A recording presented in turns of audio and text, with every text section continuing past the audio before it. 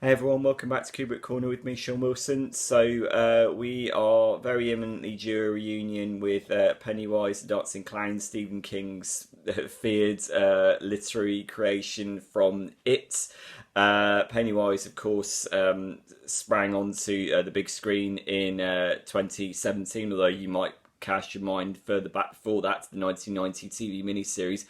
And now we are getting It Chapter 2, which presents the final confrontation between It's Pennywise, played by Bill Skarsgard, and the Losers Club members who are now older. The story now has now jumped ahead 27 years from the previous movie. So what we now get are a sort of slightly more despondent, jaded, melancholy set of losers who are grappling with the weight of the past that is actively sitting on their shoulders, and how are they going to wrestle with the demons from their childhood and the insurgent Pennywise, who has now come back far more malevolent and powerful as a result of having festered in rage for 27 years, having been defeated in the first movie. So the thing is, Stephen King's book is a doorstopper. It's over 1,000 pages long, and what director Andy Muschietti, who replaced Kerry Fukunaga, and screenwriter Gary Dauberman did is they split the structure of the story down the middle. So in the first movie, we got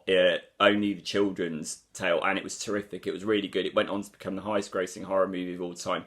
Absolutely fantastic performances from the kids, who had really, really good chemistry together.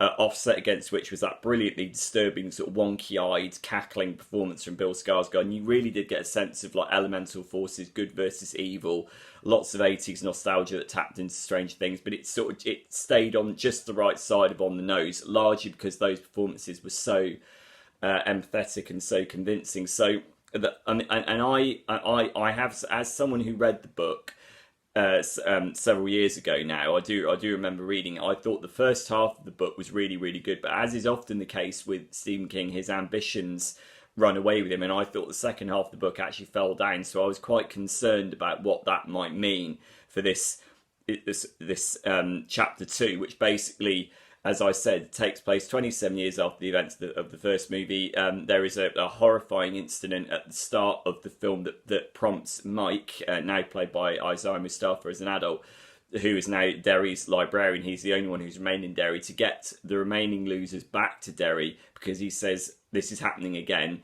Pennywise has resurfaced, and what can we do to combat this? And I was concerned going into this because I was aware, as indeed many other people will be who've read the book and who indeed saw the 1990 miniseries, is that the story gets incredibly kind of wonky and mythological and strange. I'm not going to spoil any of that here, though those who know the source material will already know this. And I kind of was thinking, well, Muschietti and Dauberman and indeed the rest of the cast and the crew have got a much harder task on their hands with this second instalment than they did with the first movie, because there's something about the first movie, there's something about the way the first movie captured both the joy and the terror of childhood, both in their interaction with Pennywise and also in their interactions with, for example, the Henry Bowers bully in the town. It got that honesty of childhood very, very well, and it was a funny, scary, moving story.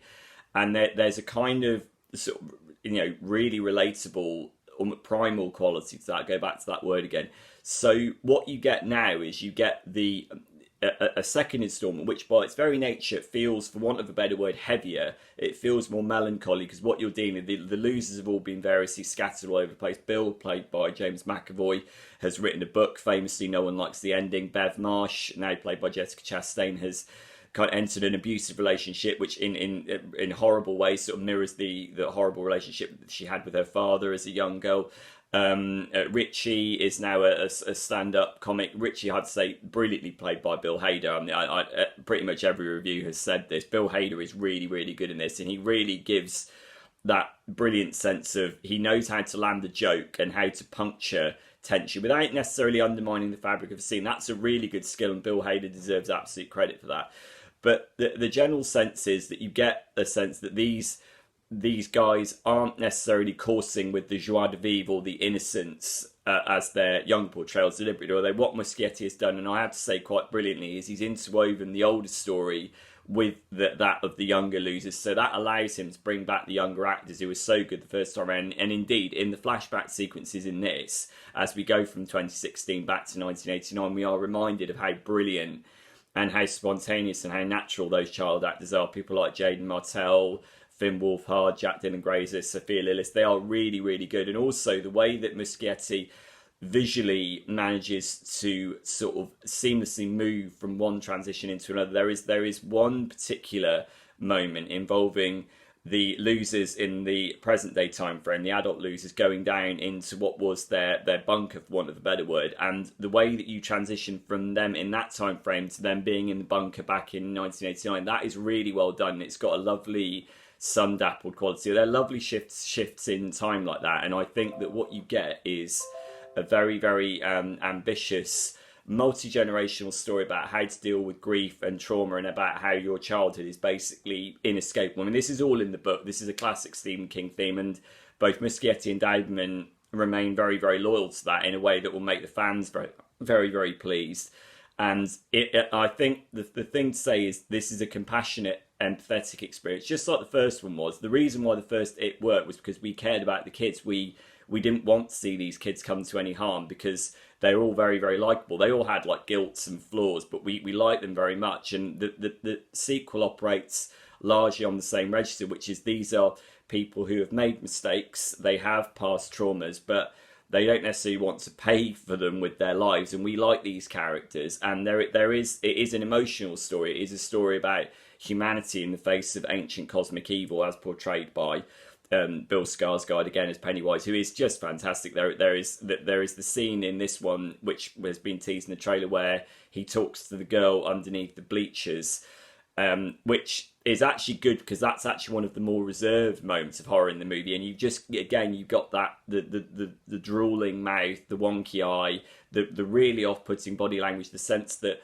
you have the guise of an apparently friendly clown with this really like creepy sense of this is an entity attempting to mimic human form, and Bill Skarsgård does that brilliantly as he did in the first movie. However, there are issues. I mean, actually, to start with Bill Skarsgård, I mean, his physical performance is unimpeachable. I mean, that goes without saying. However, the thing is, in this second installment, it throws enough monsters at you to really fill half a dozen movies, and the problem is that I think almost Bill Skarsgård's actual organic performance kind of gets lost because you see so many CGI manifestations of Pennywise's alter egos, which do they are formed. They appear in many different ways. There is the scene that was teased in the other trailer, the Mrs. Kirsch scene, which is really creepy, involving Jessica Chastain. The way that resolves actually results in a monster that is actually, I thought, quite hideous and quite horrible. But there are so many of these like monsters kind of jumping out at you in this sometimes good, sometimes not so good CGI, that what you want is for the movie to back off and just to allow Skarsgård's performance to sort of speak for itself. And this becomes more and more of a problem as we get into the final act. And as those who've read the book, as I've said, will already know this, it becomes increasingly convoluted and knotty in terms of the mythology, and it becomes more reliant on the need for that CGI. And it becomes more of a kind of hectoring, bludgeoning experience in terms of like, right, how many monsters can pop out of the screen and make you jump? And you think, it almost like the character development almost threatens to get lost in this sort of desire for spectacle.